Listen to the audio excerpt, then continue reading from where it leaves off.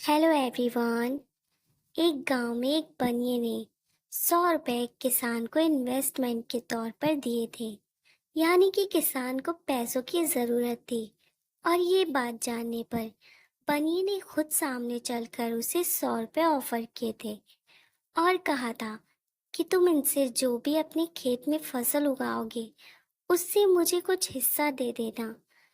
इसी गांव में रहने वाला चमार किसी भी तरह अमीर बनने के सपने देखा करता था।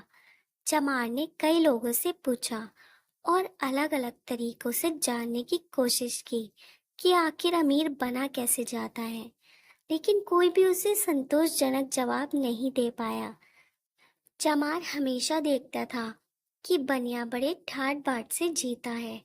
उसके पास वह सब कुछ है जो इंसान को चाहिए होता है। यानी कि उसकी नजर में बनिया अमीर था। एक बार चमार के मन में विचार आया, क्यों ना मैं बनिए के जैसे ही सब कुछ करूं, तो मैं भी उसके जैसा अमीर हो जाऊंगा। उस दिन के बाद चमार ने बनिए पर नजर रखना शुरू कर दिया और वे देखता कि बनिया कैसे अपनी दिनचर्या जीता है और क्या क्या करता है। एक दिन बनिया तीर्थ पर निकल पड़ा। उसके पीछे पीछे नजर रखते हुए चमार भी निकल पड़ा। तीर्थ पर नदी के पास बनिए ने एक लोटा पानी भरा और सूर्य को नमस्कार करते हुए वह एक संकल्प लेते हुए बोला कि इस वर्ष मैंने जो किसान को 100 रुपए दिए हैं, मैं वह भगवान को अर्पण करता हूँ। यानी कि मैं अब वह उससे वापस नहीं मांगूंगा। चमार ये सब देख रहा था। उसे लगा कि यही गुप्त तरीका है जिससे बनिया इतना धनवान बन गया होगा।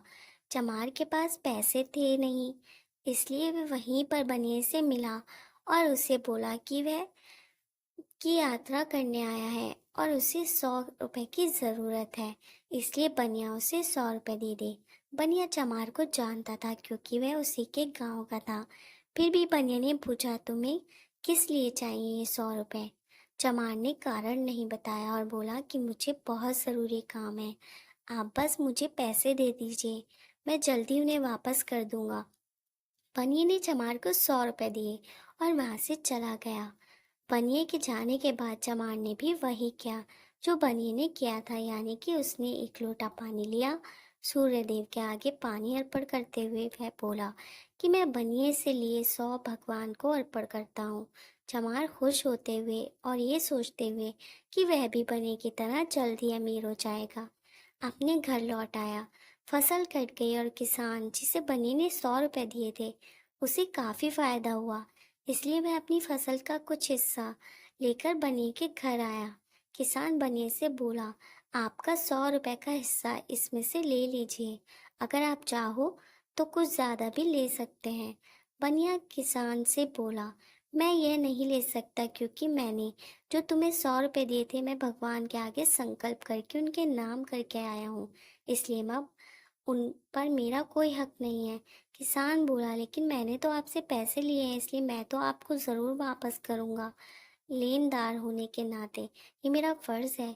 बनिए ने किसान से कहा, देखो इस हिस्से को मैं नहीं ले सकता और तुम देना चाहते हो तो एक तरीका है, तुम इस हिस्से को किसी गरीब को दे दो या अपने रिश्तेदार को दे दो। ऐसा करने से तुम्हारा कर्ज भी अदा हो जाएगा और मेरा संकल्प भी नहीं टूटेगा। यह सब होते हुए चमार भी देख रहा था। किसान के जाने के बाद बनिए की नज़र चमार पर पड़ी। उसे देखते ही बनिया बोला, क्यों भाई, मेरे 100 रुपए वापस नहीं करने हैं क्या? चमार बोला, कैसे वापस करूं मैं? वह 100 भगवान को संकल्प करके उनके नाम कर दिए हैं।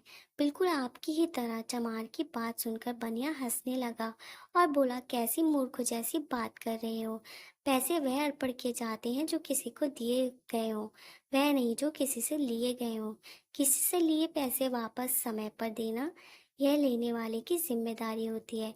इसलिए तुम मुझे मेरे 100 रुपये वापस दे दो, वरना मैं उसे जोर जबरदस्ती करके भी ले सकता हूँ। फिर क्या था, चमार करने गया था नकल, लेकिन अपना नुकसान करवा बैठा। आज भी की ये कहानी हमें सिखाती है कि हम दूसरों के काम को सिर्फ दूर से देखकर सफल नहीं हो सकते। बिना पूरी जानकारी अगर हम उनकी नकल करने की कोशिश करते हैं तो गलतियां होती हैं और नुकसान भी। इसलिए कोई भी काम या रास्ता बिना जांचे परखे अपनाना नहीं चाहिए।